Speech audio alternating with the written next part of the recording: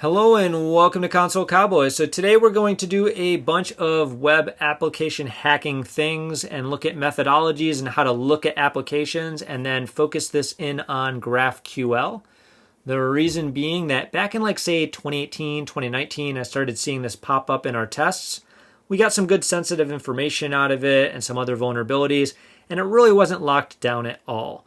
But then 2023, 2024 now, I'm starting to see it very, very prevalent, much more so than it used to be, but a lot of times it still isn't locked down, and there's a lot of good vulnerabilities you're leaving on the table if you don't know how to find this and how to attack this. So we're going to take a look at this, and hopefully by the end of this video, you should be armed with the knowledge to attack this on your next penetration test. With that said, there's going to be homework to help you with that, as well as a full walkthrough here of a whole bunch of other stuff. So first and foremost, you need to install damn vulnerable GraphQL application.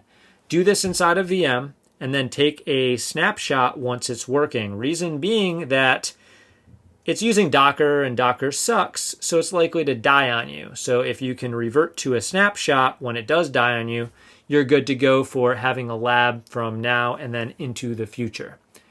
Once you're done going through this video, I want you to do homework. Your first homework is going to be hop up here to solutions and go through all of this and do a bunch more stuff with hacking the GraphQL applications and get a feel for things that we didn't talk about necessarily. I didn't actually look at this stuff in here and do it myself, so I'm sure it has a bunch of other tools and techniques that will help you go further than this video does in different ways. And then after you're done with that, I want you to go over to PortSwigger. And I also didn't look at this because I've been mostly just hacking web applications, but this has a ton of information in here, and you can learn all about GraphQL and queries and how things function, and then it has labs. What I want you to do is I want you to do each of these labs, and once you figure it out on your own, don't cheat, then look at the solutions and follow along with the solutions and see if you learned something extra. This will be like your test of what you've learned to do stuff without looking at the answers. And hopefully this will then solidify what you've learned from this video. Once you're done with all of that, you should be good to go. But if you feel like you want more, this book right here is quite a good read, Hack GraphQL, probably one of the better books I've read over the last year or so. And it covers a ton of topics around GraphQL. It's quite good. I think you'll enjoy it if you want to go a bit further. So as we start to attack this application, we're going to take the URL that a client gave us, and we're going to route that through our intercepting proxy so that it logs all of the data as we go. But then we want to browse the whole web application. Before we do anything else, we want to understand how a user has their experience through the application and what it does in each user context. So in this case, we're going to go to the home screen. We're already there, and we're going to take a look at what's here. And the reason is that in order to find logic issues in the application, you need to understand what it does first. And logic issues are generally the cooler vulnerabilities. We may not go through those today, but it's something you always got to think about. What am I seeing in the application, and what are the implications of that? So we browse through this homepage, take a look at the links. Where do they go? Do they stay on the site? Are they in scope? And then start looking at the functionality of the application. So here we have private pastes. Now, private pastes mean to me that maybe only I can see these and these are mine. So this brings up authentication and authorization issues, where can a user get to my pastes directly? Or can an unauthenticated user get to my pastes and read them? Or can I violate some other thing and get a hold of those pastes? So that's something to think about with this. I would take out a piece of paper, or I would take out a OneNote, make a section and say, okay, private paste page, check authorization on this via authenticated, unauthenticated, another user, etc., and put little to-dos next to that, and I'd come back to that. And then I would go to public pastes, and I would think, okay, these are public, everybody can view them, but what are these people talking about, and what data is here? Is this data I can use to hack this web application based on how things are functioning? Maybe people are having problems, and then a developer is chiming in on how to do things. This could be valuable information or even sensitive information exposed here that shouldn't be. So we want to check into that. And then we have user forms, so our injections and things like that. So we'll say my paste. We want to actually paste this and then take a look at it in burp later. We'll say test. And we might want to do it twice, once with this burn after read, once without, and see how that functions. And then now that's in our burp and we can take a look later. And we might want to look for injections in this or cross-site scripting, that sort of thing. And then we can go to our import paste. Now this looks like it's taking a URL. So it probably takes this URL and then makes a paste out of it. So what we want to think about here is, can we call a local URL? Maybe we can call an Azure or AWS metadata and paste the keys to this paste. Or maybe we can do some SSRF and attack some other things that way. These are the types of things we want to think about when we see this. So we're going to write this down. Possible attack vectors, to do, check for these other items, local URLs, etc. And we'll submit a paste and then catalog that in burp. And then we'll go to the next and final functionality and we'll say, okay, this is an upload form. So maybe I can upload some malicious documents. Maybe I can bypass some file restrictions. Maybe I can upload a web shell or something that calls back and gives me a shell to this server.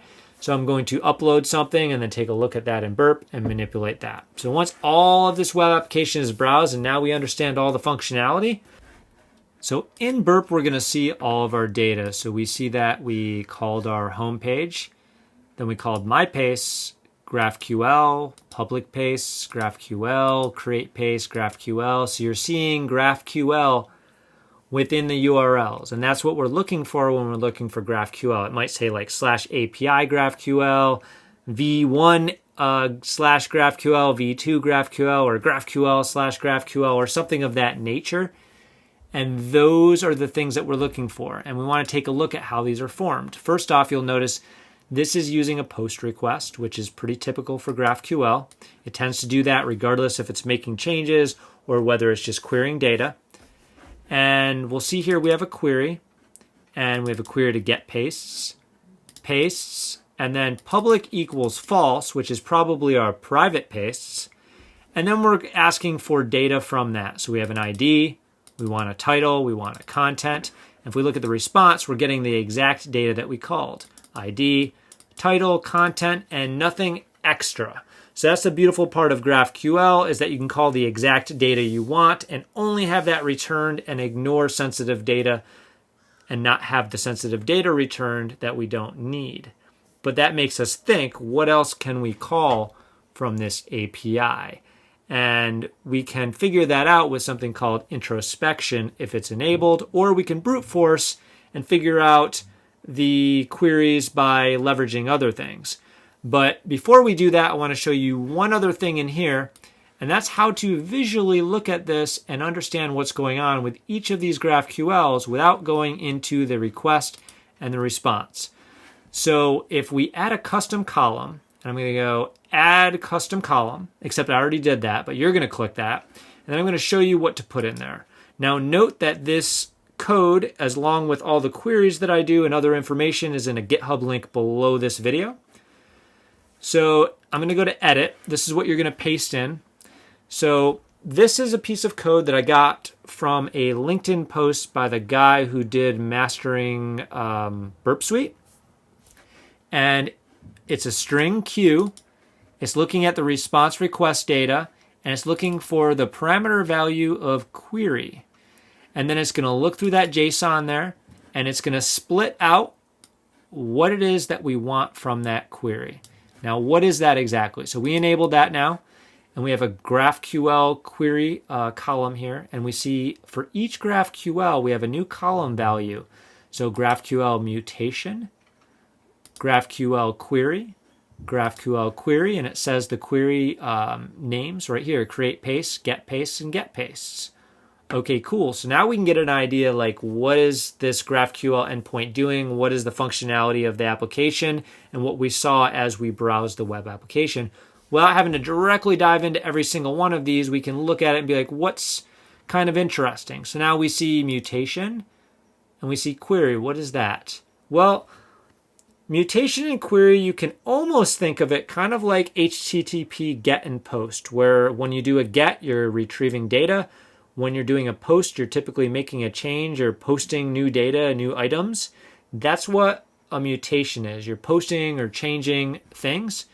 So if we look at this data, we'll see, okay, we have a query again, but it's a mutation and it's doing a create paste. And then you'll also notice something else different in this. So I'll explain this really quickly. We have a $ title, a $ content, and then it says string and string after it. Now those are variables, and it's getting that variable data from down here and replacing it. So here's our string myPaste, our string test for these two string values. And then we have a public true, so that would be a Boolean value. So that should match up here, public Boolean, right? So that's how that's working when you're looking at those queries to understand what's going on.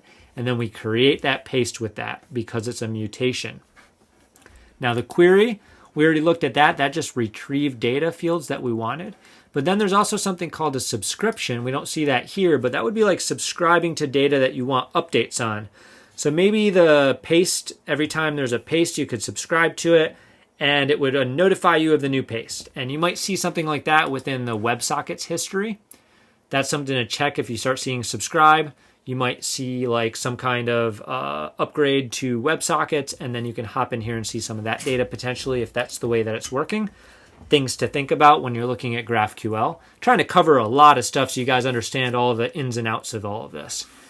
But now, let's think about what we were talking about a minute ago. So if we took a look at this and we don't know all the fields that are in here, there might be a lot more data we can call. There might be a lot more functions we can call. Maybe it's not just get paste and create paste. So how do we get that? We do it with something called introspection. Now, if introspection is enabled, and it's not always going to be enabled, what we can do is we can query that. So what we're going to do is send this over to repeater and then modify it. So we'll say send a repeater, and I'm going to paste in a new query and let you know what it does. So here we got, this is very simple. Query, schema with 2 underscores, and then we want the name of all the types in the schema. So let's send that over. And we see a long list of things, right? Delete paste, upload paste, edit paste, create user, and then we start seeing login, subscription, all right? These are things that we didn't see before. So obviously there is more stuff in here we can call. So what we want to try to do is create queries that call this data, but we need more information. So because introspection is enabled, we can now make a more comprehensive query. Again, these are all in the GitHub below, and these are generic, so you can use them on your web application tests. And we're going to call everything. So we talked about queries, mutations, and subscriptions. So we're going to say, hey, schema, why don't you give me the queries? Why don't you give me the names of the mutations? Why don't you give me the names of the subscriptions? And while you're at it, let's grab some other values like some arguments and some input values, et cetera, et cetera. And we're going to run this and get all of this data. So this is all the interactions and all the ways to call everything within this schema. You'll notice if you can see this, although it's small, this is a very long thing I'm scrolling down. So what we're going to do is grab all of this and make it a little easier, like so we can visualize it. So let me grab this, and then I'm going to click shift down here so we can copy it. And within a VM here, I have a Voyager URL opened. So I'm going to go to that. So this is just graphql-kit.com GraphQL Voyager. And if you just search GraphQL Voyager on Google, this will pop right up. And this runs, supposed to be running locally in JavaScript, so it should be safe to put data in. If you're a little weirded out by that, you can actually download a local copy as well. So I'm going to display this in here. Now this is our damn vulnerable application schema. So this is all the ways that we can call things with GraphQL. So how do we look at this? Well, we have our query here. We have our paste query, which calls a paste object over here, and we can get all these values. And then there's like a foreign key here for owner. So you can see the owner of that paste and that get the data from that. So like how these databases are interrelated. But you'll also notice some other interesting things such as, well, this owner object calls owner object, but then paste and paste call back to paste object. So is there like a denial of service there? Maybe some kind of secular denial of service, potentially. And then you also notice some other things we didn't see before, right? We have a users going to a user object that has a username and a password. Can we call that and get a username and password and then log into the application? Potentially. And then let's see. So another thing we can do in here, let's say this is huge. Let's say that we can't necessarily visualize it the way we want, because I've seen these schemas where like you can scroll out really long and you still can't see the end of the schema. It's like a blur by the time you get everything in view, so it's really hard to see these interactions. Then we can use a search feature over here and we can say, okay, well, is there a password field? Ah, there is. So if I click that, it'll highlight it and bring me here, and then I can trace back, okay, follow that red line. Okay, that user object is coming from query. I use users, and then I call these values. So that's how we can kind of dial into those. And then you'll also notice things like, okay, here we have paste ID and then title, and we have username, passwords. These are giving us like arguments and such, right? So argument has to be a string for system debug. What is system debug? I don't know what that is. So there's a bunch of other stuff here, system health, system debug. Might want to call those. Those also weren't in the application when we were viewing through it. So this is a way you can kind of take a look at all the arguments, the interrelationships between all these things, and start making queries. So with that, let's start making some queries based on what we're seeing here. So I'm going to go back into Burp, and we're going to formulate one of these queries so you can see some other ways that these are used. So what I'm going to do is go back into Proxy and grab one of these guys here, and we will send this to repeater so we know we have the right format that we want to use.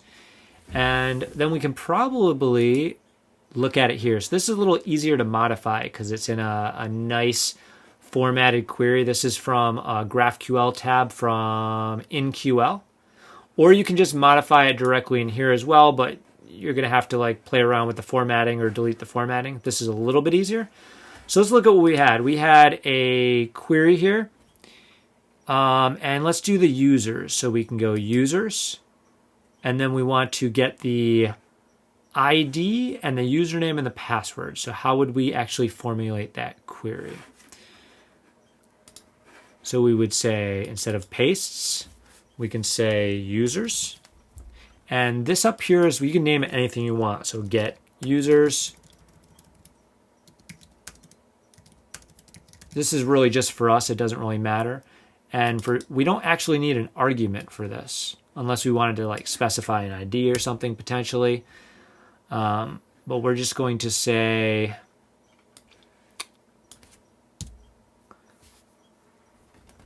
ID,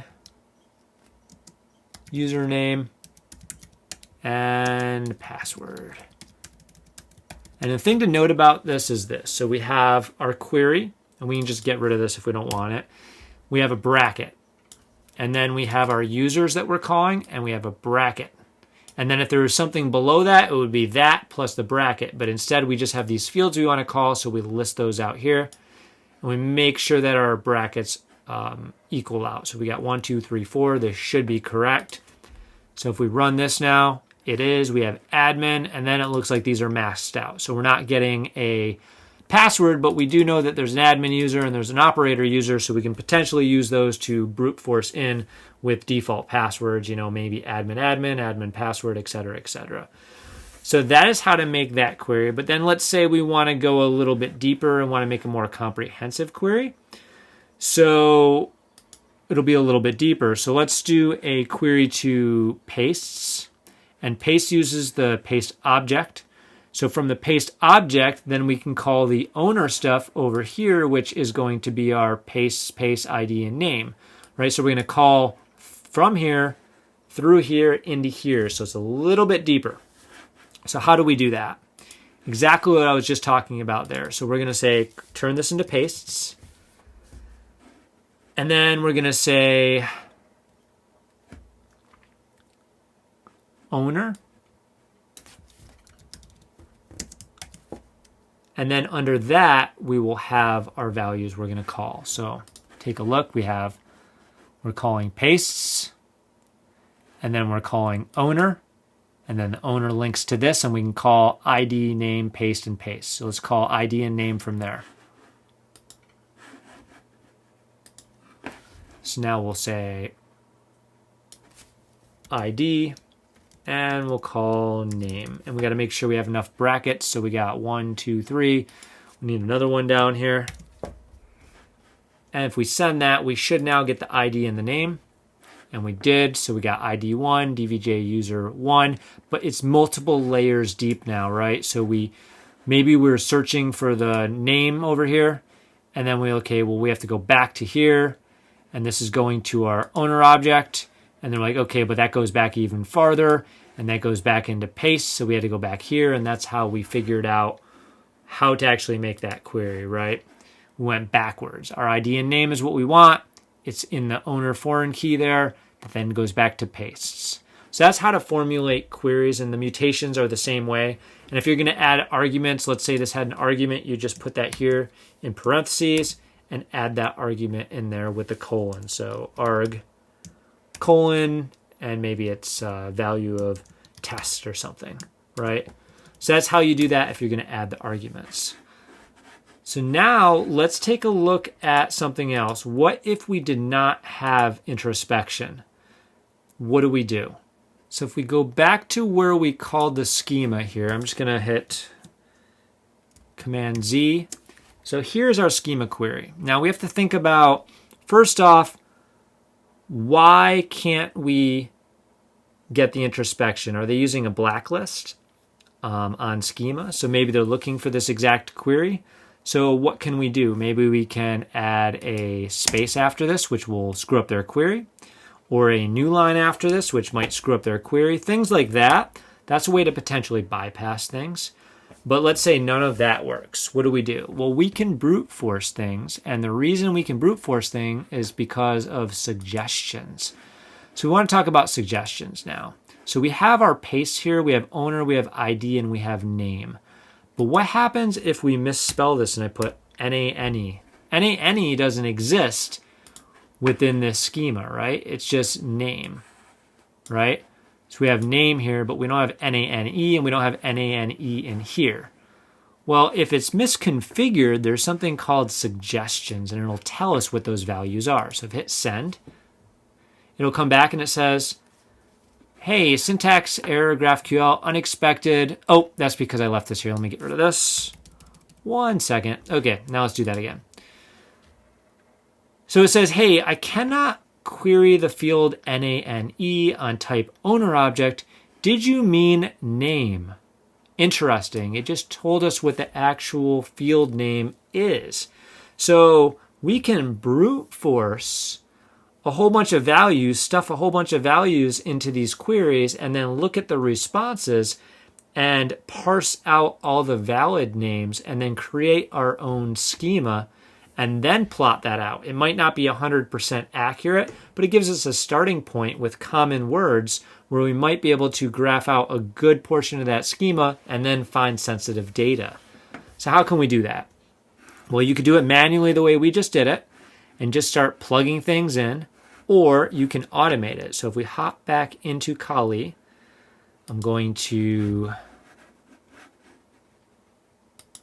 go back here, and there's something called clairvoyance. So clairvoyance, and I'm going to say HTTP : and we're doing 192.168.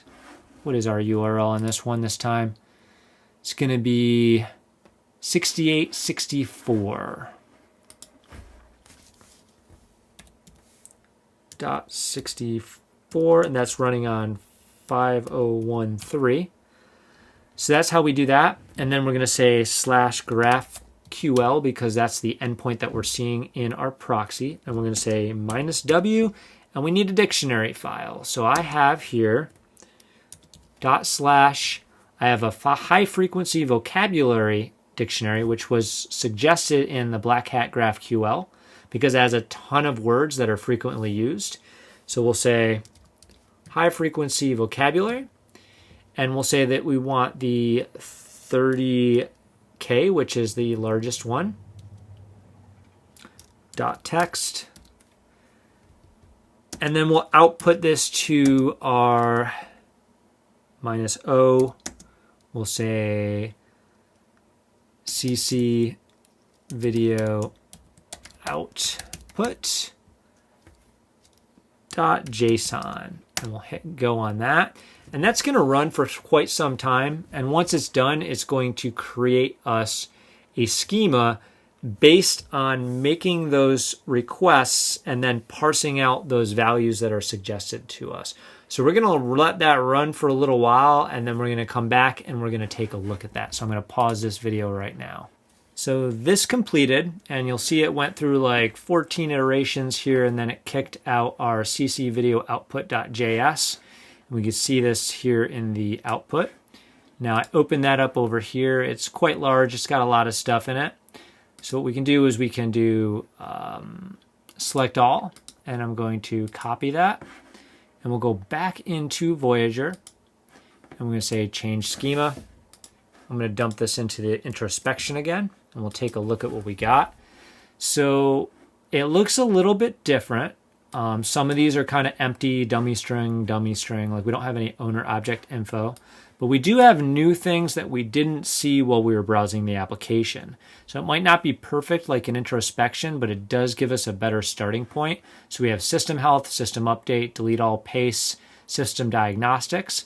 We also have users, and that gives us our username and password, which we didn't see initially. So it does give us new things to look at, so that's good.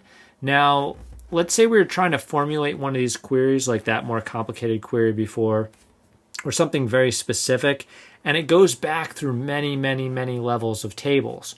And we're trying to format this thing, but it's really funky because maybe it uses a lot of arguments and we can't quite get it right. But we notice like, okay, maybe it's calling a user table, and the user table has like first name, last name, social security number, phone number, etc., etc., and the values that we want are not being called anywhere in queries, but we know they're probably calling that table or that part of the schema within the browsing of the web application, because there might be thousands of requests in here. We can just start using standard, I hit burp up top. I'm on a Mac, so you can't see that right now, but I hit the search, and it opens up our search field here. And we could do stuff like, okay, we don't want our headers. We want our request body. And we want not the repeater, not that. All we really want is what flowed through the proxy as we were going through the application. And we want the request body on that. So we want to find an application point where while we were browsing the application, it was utilizing a table or a schema part that we want that has a call to a user operation. We might search here and say, okay, users.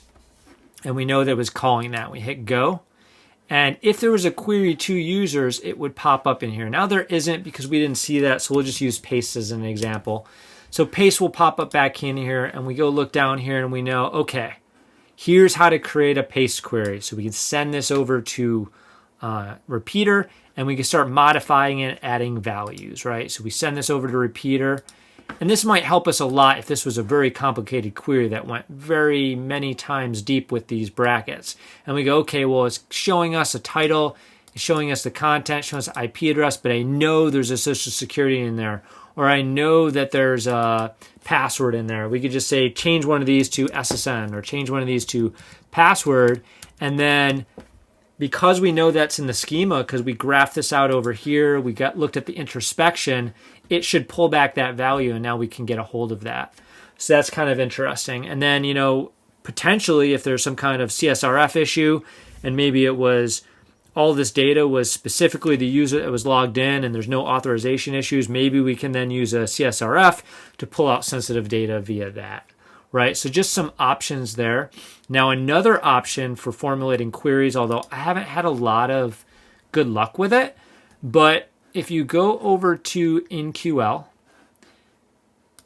we can put this in here like this. So we could say, let me grab the URL. It was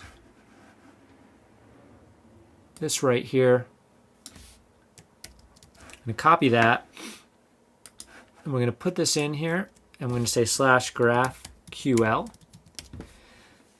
And we hit analyze. It should grab for us that URL, and if it has an introspection, it's going to put it here. Now, if it didn't have an introspection because there was some kind of weird issue, but you were able to get one from like brute forcing or for something else, you could grab that file and put that here with the URL, and it would do the same thing, but it wouldn't grab it from the web page, right? If there was some kind of issue with it automatically getting it. And then you'll end up with this. So here's our mutations, here's our queries. And what this will do is we can go, okay, we'll paste. Here's an example of how to call pastes with all the data that it knows about. And so on and so forth down the line. And what you can do is you can grab this, like this is a pretty complicated query. It looks like it's going owner and then paste and then, you know, down into user objects. We could say send to intruder, send to repeater.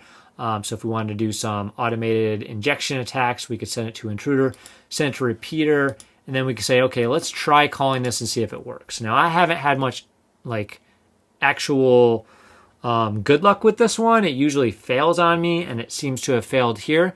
But at least it gives you a starting point, and then you can look through this logically, clean it up a little bit, maybe take a look at it right here and like, okay, well, what is this ... Maybe that shouldn't be in here. You know, maybe these things are too deep. We could take out, we don't need owner. We start modifying this and taking a known, potentially good example and modifying it to what we need and simplifying it to get the data back that we want. So that's another option for you using this InQL. And also it's pretty nice too because it grabbed you that introspection. You can see all this stuff here and just kind of scroll through and get an idea what's going on. Like here's all the mutations that we can do. So you can make some changes here. Here's all the queries that we can do here. So that just helps us narrow things down a little bit better. And another tip, right? So we use that burp. We do some searches for what we want. And those are valid queries that were sent by the application, by the developers. Modify those. If we can't find those, last resort, okay, we have introspection or we have a brute force introspection. We know the fields that we want. Let's see if we can pull this in InQL and get us a base query that we can modify to make work. So those are some tips right there. And now let's take a look at actually attacking some stuff and doing some injection and doing some automation of finding some vulnerabilities. So we'll open up Voyager, the original one with the introspection, and we're going to take a look at something that we can inject. So we want to look at SQL injection and then command injection. And how do we actually utilize those parameters correctly to find vulnerabilities? Because formatting things is important and something that you need to learn how to do. So if we look through here, we have a bunch of system commands. So maybe one of these system commands is actually executing something on the operating system that then we can inject another command to. So if we look over at system debug, it's taking an argument of a string. And it doesn't do anything else, right? It doesn't query any of these other things. It's just system debug, takes an argument and does whatever it does with debug. So that's a pretty easy thing for us to set up in here. So if we go to repeater in here, we could take a known working example and go all the way up to the top here. Now this already has a paste and it's calling a variable, so we can just modify this and say system debug. And we know our argument is called arg. And we know that this is a string, so we have to put some quotes around it. However, one thing to think about here is that we're already inside of quotes, so we can't put quotes in quotes. It won't understand what's going on, so we have to escape these with the backslash here, or /, whatever that is. And now we have a string in here that we can utilize. So let's call this test is going to be our string. We can name this whatever we want. So we can say cmd inject. And then now we have a system debug using the argument of test, and we can try to see if that works, see what output we get. So it looks like we get a PID user time command. So this might be a PS command on Linux. And what we can do is we can try to append another command in it, just like you would anytime you're doing a command injection, right? Use something like an N symbol, Linux command line thing, to append another command after. And we'll just say ls. We'll hit send. And we do indeed have information here, right? ncore, ndb, paste, requirements.txt. These are files on the command line in the directory that we're initially in. So then now we know we have a command line injection. What we can do from here, We can try to get a shell back using some kind of socket for Linux, or we can try to peruse the directories looking for sensitive files and trying to print things out. All those types of things that you would do with a command injection, depending what your goals were at that point. Or it might be the place to stop, depending if the client wanted you to stop as soon as there was a critical vulnerability and notify them. Really depends on your scope and the application. So now let's take a look at a SQL injection, right? So in here before, we had our pastes, right? And our pastes called all of these values over here. And maybe we can inject that in there if there is some kind of variable with that. So if we take a look at pastes, you'll notice it could take a boolean public, it could take a limit int, or a filter string. So we can formulate a query and then try for a SQL injection with that. So let's do that. I'm going to grab something and paste it in so that way I don't screw it up typing it, and then I'll just explain what we're doing. It's also a very, very simple query. No harder than this, so it should be super easy for you to understand. So here we're going to do query, and we're going to call pastes, and then we're going to use that filter parameter, and we're going to filter on the parameter test. Now again, we are escaping these quotes so that it can take that string. And we're putting this little quote value right here. And that's going to be what we're testing for our SQL injection with, right? And then we're calling title, right? So title is over here. We're just calling a paste object thing. And then we're going to filter on test. So we're looking for a test title. And we knew all of that stuff was there because if we look at pastes, again, all of that information is right here. You can limit, you can filter, and the filter is a string. Okay, perfect. So let's run that. And if we hit send, we get a SQLite error. So that's how we can inject a quote into an argument utilizing something we found with introspection within a query, and then start looking for vulnerabilities. In this case, we found a command injection and we found a SQL injection. So of course, we're not going to utilize this manually. Generally, we might make an intruder attack and then use this as the parameter and dump a bunch of stuff through it and look at the error messages. So we'll grab this whole query here and we'll try to automate this. And we can use SQL map to do that, just like any other application that we're testing for SQL injection. So I'm going to open up Kali here and we're going to say nano test.text. And I like using nano because it pisses off all the VI people, which is hilarious. And also my buddy used to tell me that only serial killers use nano, which is also funny. So we're going to replace that quote with a star, which is where SQL injection will happen with SQL map. Like Control X. And we'll say SQL map. And I'm just going to kill this thing here. So here's what we're going to do. We're going to say SQL map read in test.text. We have a SQLite database because, as you know, it came back in the response that we had SQLite. And then we're going to grab all the tables. I'm going to use 10 threads to do that to speed it up a little bit. I'm going to hit enter and say yes. And looks like we get back users, server mode, owners, and audits. And if you remember from our initial Voyager here, the user object had a username and a password, but it came back as a masked value when we called it from the web application. So what we're going to do is we're going to say --SQL -shell, and this will allow us to run SQL commands. If you don't know SQL, you should definitely learn it because it's an underlying technology within databases and comes in handy. So we'll say select star from users, and we get back admin and operator, and with the change me password and a password 123. So these are not encrypted, they're not hashed within the database.